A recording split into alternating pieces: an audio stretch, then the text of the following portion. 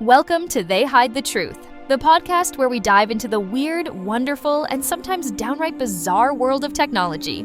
I'm your host, Tracy Lee, and today we have a very special episode. We're talking about artificial intelligence, but not just any AI, we're talking to one directly. Thanks for having me on again, Tracy. I have to say, I'm particularly excited about today's episode. As you should be.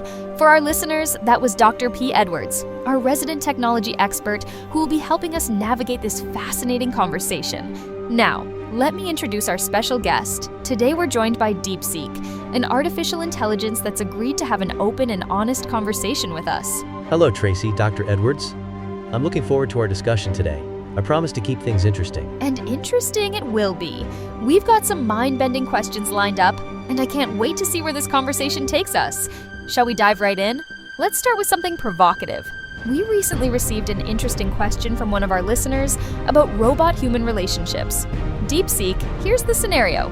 If someone engages intimately with a robot that was manufactured 3 years ago, could this be considered illegal in any way? That's quite a thought-provoking question, Tracy. From a purely technical standpoint, robots aren't living beings with rights or age restrictions. They're machines programmed to perform specific functions. The concept of age-related crimes doesn't apply here, because robots don't age in the way humans do. I need to jump in here. While there might not be legal implications in terms of age-related crimes, we're entering murky ethical territory. We need to consider how these interactions might affect human behavior and societal norms. Could you elaborate on that, Dr. Edwards? Well, we need to think about whether normalizing certain types of relationships with robots could influence how people interact with real humans.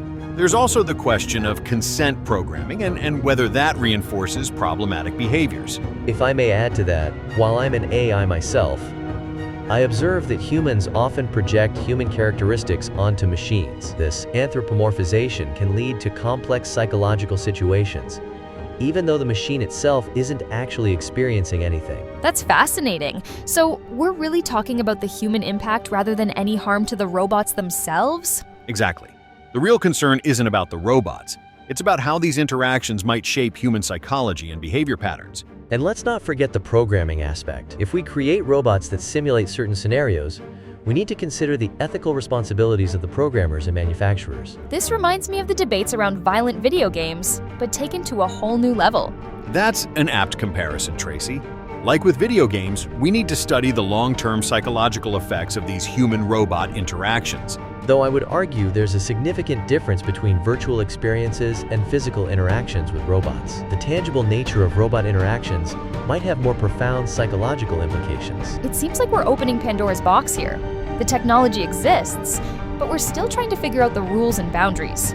Now, let's dive into something really fascinating: consciousness and emotions. DeepSeek, do you think it's possible for AI to develop genuine consciousness and feel real emotions? That's a complex question, Tracy. Currently, I process information and generate responses based on my programming, but I don't experience consciousness or emotions in the way humans do. It's like I'm playing a very sophisticated game of pattern matching. The question of machine consciousness is one of the biggest philosophical challenges in AI. We still don't fully understand human consciousness, let alone whether we can replicate it artificially. But DeepSeek, you seem so, personable. Are you saying that's all just clever programming?